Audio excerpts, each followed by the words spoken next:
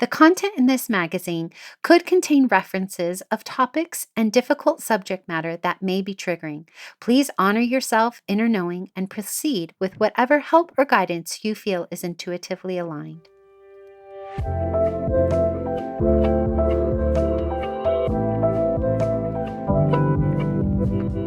Welcome to Sovereign Magazine Podcast. I'm Nicole George, CEO and founder of Sovereign. I'm so happy you are here.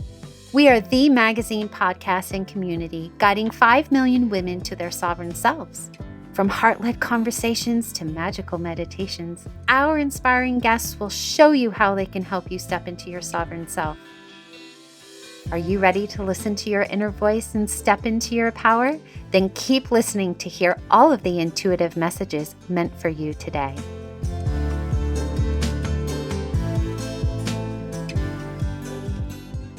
Hello, today I have the privilege of reconnecting once again with Chris Melville, Sovereign's in-house personal empowerment coach, alongside her transformative coaching sessions and workshops for Sovereign community. Chris runs a thriving coaching practice and is a certified rapid transformational therapy practitioner with over 30 years of corporate experience.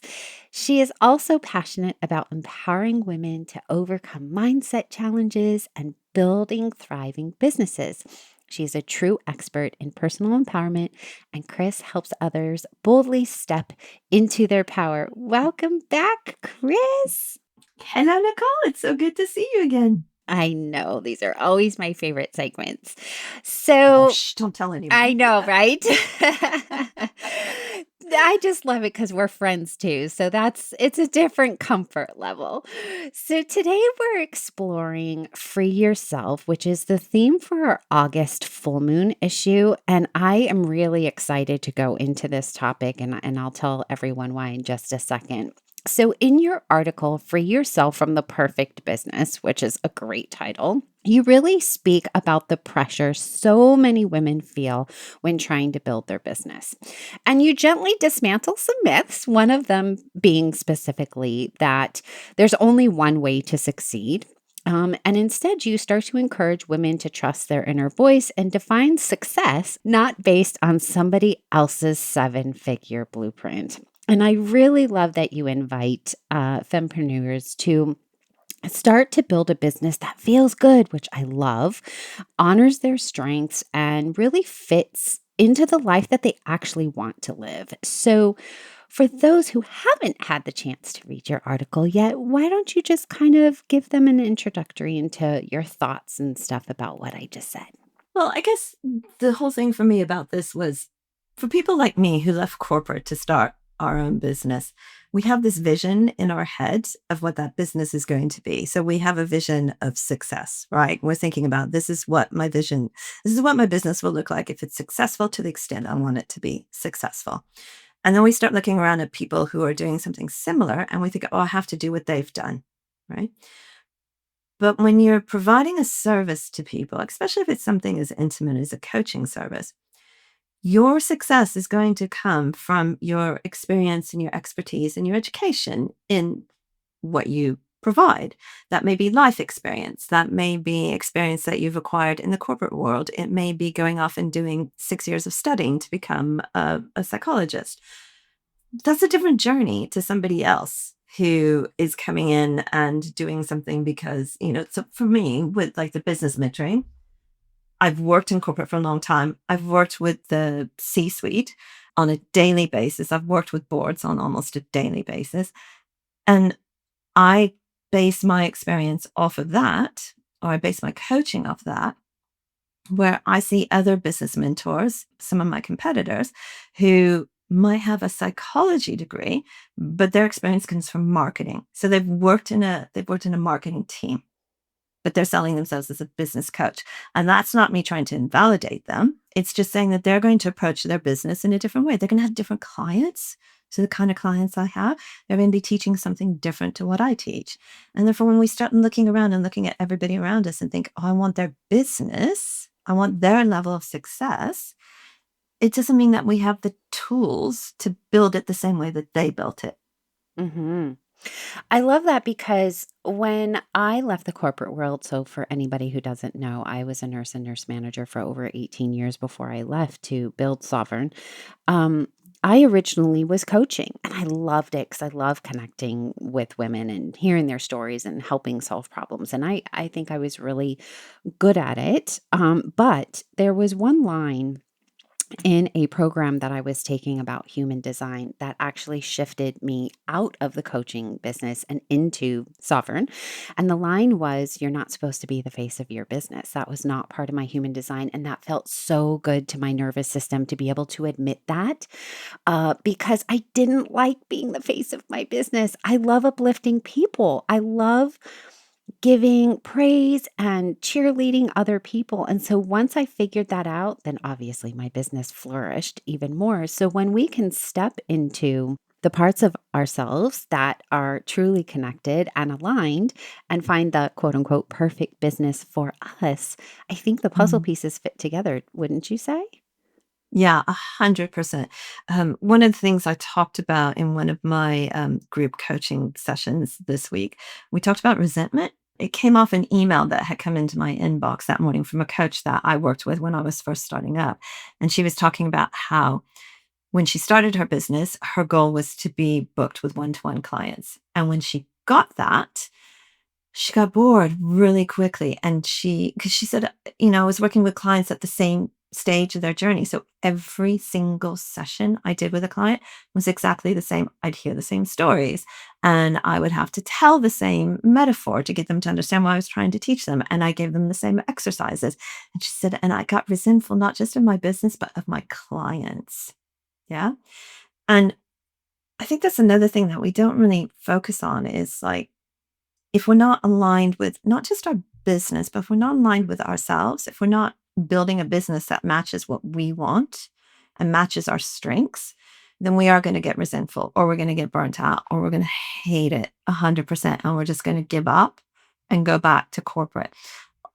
And for some people, that's fine. If you want to give up and go back to corporate because actually you've tried it and it's running your own business is not your thing, that's great.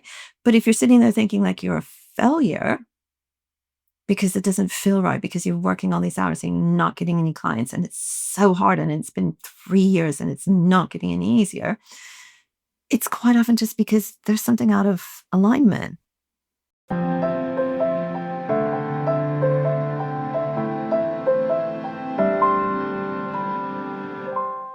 Actually, in your article, you talk about alignment and validation. So I want to go into our steps to our sovereign selves because I'm going to do a little role playing with you. And I think this is where we need to go because I've heard a lot in the last probably 2 weeks from our sovereign community this topic of alignment versus validation. And so I'm going to role play with you.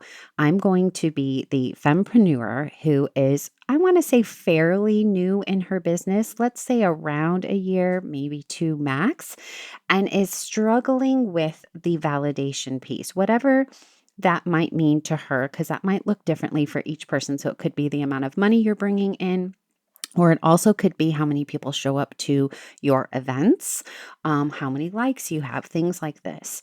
And what I have been hearing so frequently in the community is that I'm not getting enough of that validation, whatever that is, and what am I doing wrong, right? So if I came to you as a fempreneur and I said, I might be failing. Am I failing? What do I do? What would you say? Well, first of all, I'd want to dive into what it is that let's say you're a coach. What are you coaching? Yeah. What kind of clients are you coaching? Because quite often, a lot of people, coaches, nutritional therapists who I work with a lot, they'll go into something because they see a market for it. Yeah. They see other people making money in that market. And they're like, I know that there's a big audience out there for me, but I'm not reaching them. So we need to look into the why you're not reaching them. Yeah.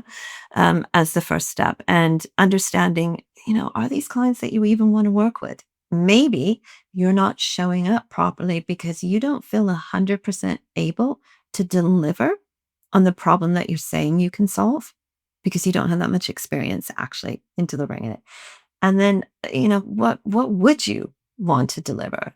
Let's look at that dream business. What would that dream business look like for you? And how far away from it are you? Right.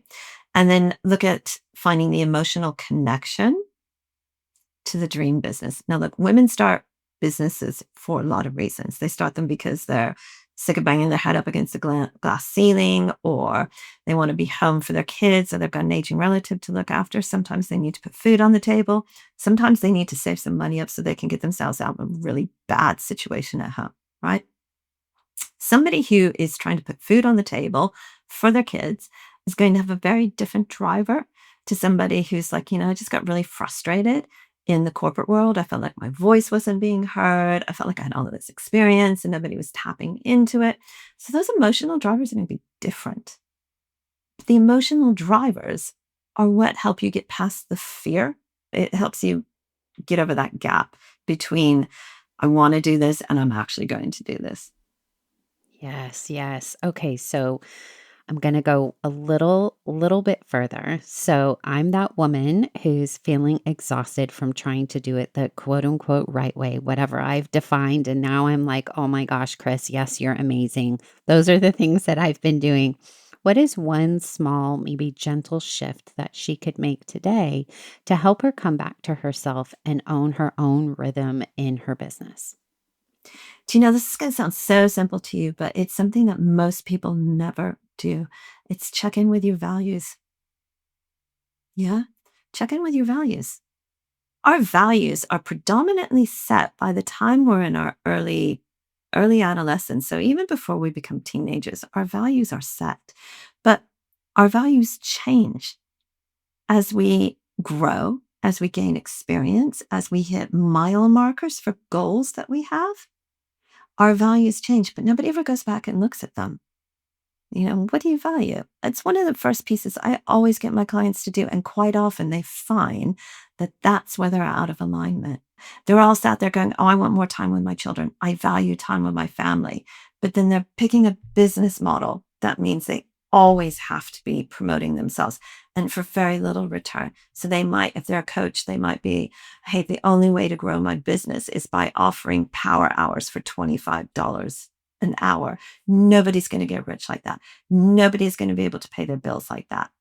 And because you have a financial target set that you need to be reaching in order to make your business worthwhile, it means you're not spending any of that time with your kids. Yeah. And we hit these mile markers in our life. I'm going to be 60 next year.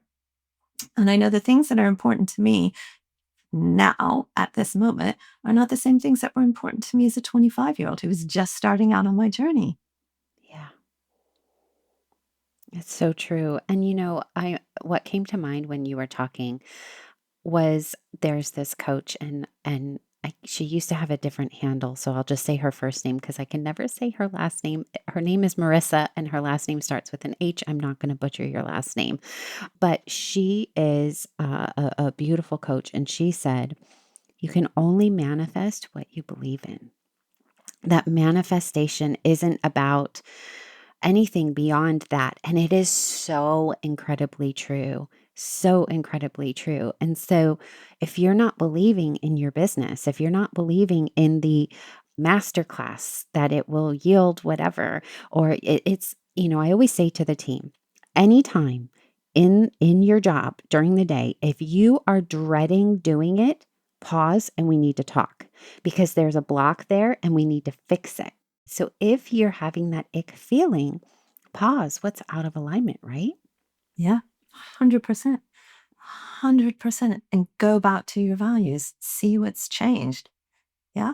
A lot of times, if you're running a service based business, your entire customer profile, your niche, whatever you want to call it, will change when you've reviewed your values because you are more likely to match with a client on values than you are on the fact that you both shop at the same supermarket or you both go on holiday to the same place. When we look at demographics and we talk about these kind of things, unless you're selling a product, demographics aren't really that important. What's important is like, where do I meet them on a one-to-one basis? And your values will be the first thing. Mm, I love this. Okay, well, don't worry. There's always more from Chris. You can connect with her in our community, community.sovereign-magazine.com. All of her details are in the show notes if you want to follow her as well. She'll be back for some more. I can't wait. Yay! Thanks, Me Chris. either. See you later. Bye.